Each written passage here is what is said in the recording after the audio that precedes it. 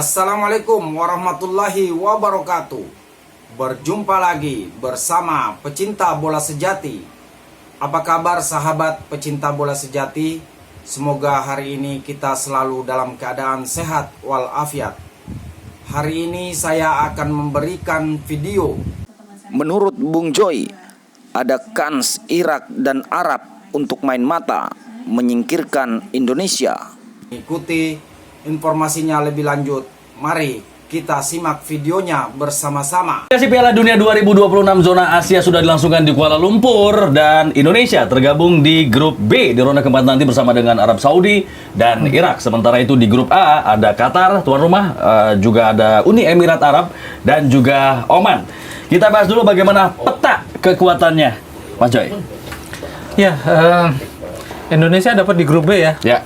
Tuan rumahnya Arab, berat nih. Aduh. Tapi kayaknya mau lawan siapa juga berat. Irak semua di atas ya, kita kalau lagi. dari head to head kan emang itu ya, kita berat banget lawan Arab, hanya sekali menang dari beberapa race, mungkin apal dari berapa pertandingan, cuma terakhir menang Indonesia kan. Ya. Itu yang menurut saya ada secercah harapan lah. Meskipun mainnya di Arab Saudi yang kita tahu sendiri, kalau kita lihat dari drawingnya kan memang ada hal yang agak menggelitik kan ya. Indonesia tuh masuk di grup yang sebetulnya maunya sih ketemunya sama Uni Emirat Arab gitu. Waduh, ketemunya Irak lagi, Arab Saudi lagi.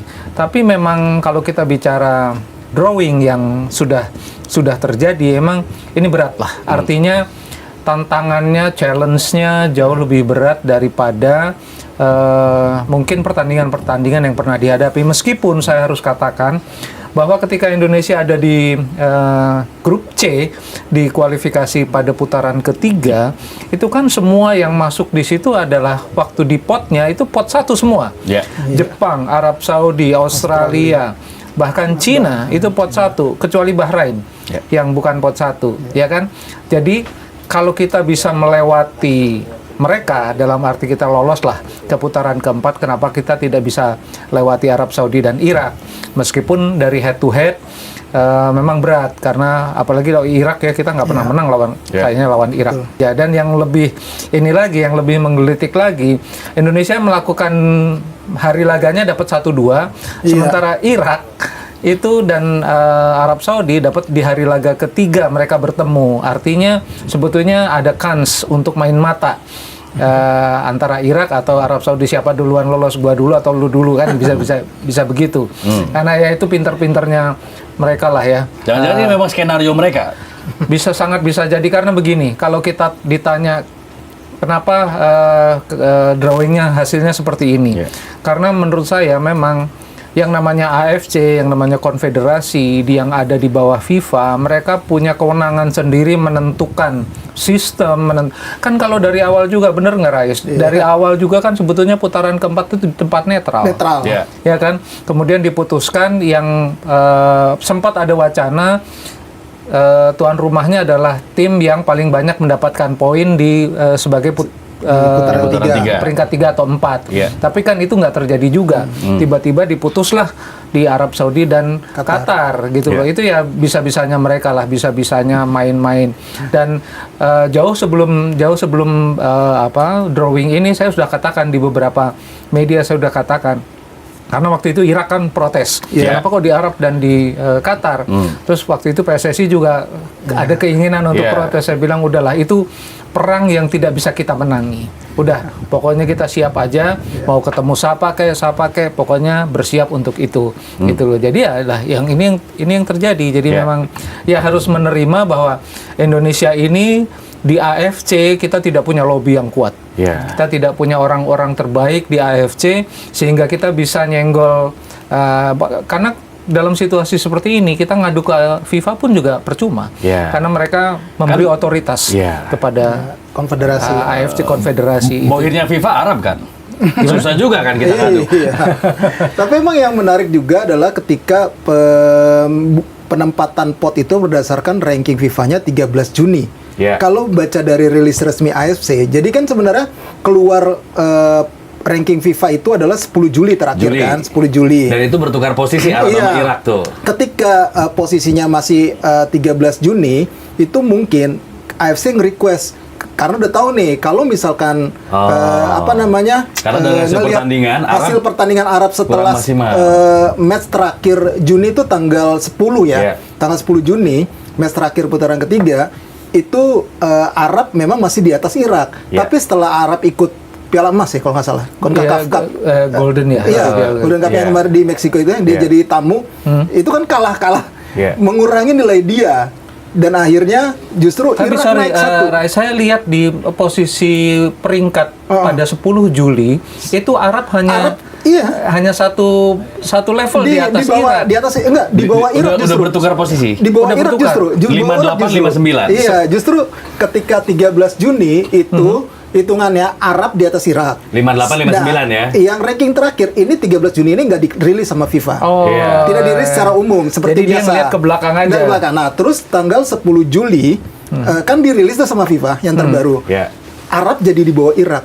Harusnya Irak yang jadi harusnya Irak. Kalau ngomongnya ranking tertinggi. Waktu itu sempat ada alasan seperti itu. Ini juga kaitannya kalau pembagian pot, tuan rumah kan harus di pot 1. Bisa jadi kan? Pokoknya berarti harusnya Irak. Iya, harusnya dipaksakan gitu misalnya Arab ini harus ada di pot 1 biar nggak ketemu Qatar dan itu tuan rumah kan. Nah, itu jadi ya ini udah jelas nih. Udah jelas emang skenario makin jelas. Kenapa sih tiba-tiba AFC minta spesial peringkatnya itu special request. Ada di situ especially kalau nggak salah peringkat per 13 Juni dirilis resmi AFC loh. Betul. Situs resmi AFC dia nulis gitu loh. Jadi kan aneh gitu. Ditambah lagi FIFA-nya gitu. nggak ngerilis yang ranking di bulan Juni. Nggak ada. Sementara bulan Mei ada, bulan Juli ada. Ada, iya benar. Jadi istilah anak-anak sekarang bisa-bisa lu aja dah. Kalau Indonesia kan nggak berubah tuh. Kalau misalnya based on 13 Juni, yang lain nggak ada yang berubah. Qatar pun nggak berubah gitu. Hanya Irak dan Arab memang agak berubah karena Arab kan kemarin ikut main setelah 10 Juni itu kan ikut main di Piala Emas kalau saya nggak salah. Nah, itu berpengaruh ternyata. Dan akhirnya ya diambil 13 Juni sama AFC. Cuma memang kemerdekaan dalam arti otonomi yang diberikan FIFA itu memang membuat negara seperti Indonesia ini pasti jadi dalam tanda kutip korban ya. Kalau kita mau bilang kita playing victim gitu lah, kita korban lah. Tapi memang buat saya ini pelajaran. Jadi PSSI juga harus melahirkan menurut saya orang-orang yang kompeten dan mampu melobi di level AFC lah paling nggak usah di FIFA lah, di level AFC karena banyak sekali kepentingan Indonesia terutama itu di level AFC bukan di level FIFA. Jadi kalau bisa naruh orang di sana yang capable, yang punya koneksi juga kuat dengan FIFA, rasanya sih ya hal-hal seperti ini bisa bukan tidak mungkin lagi terjadi, tapi bisa diminimalisir lah untuk tidak merugikan Indonesia. Apalagi kalau kita ngomong proyeksi, nanti kita pengen jadi tuan rumah Piala Dunia, kita pengen lolos kali ini, nanti Piala Dunia 2034 kita pengen lolos juga jadi tuan rumah. Kita harus punya direct representatif kita di AFC atau di FIFA ya. Kalau FIFA udah nggak usah khawatir, dekat banget paketnya sama Gianni Infantino gitu. Kalau Gianni Infantino nggak dikasih, tapi memang kita harus perkuat di level regional untuk orang-orang yang duduk di Exco.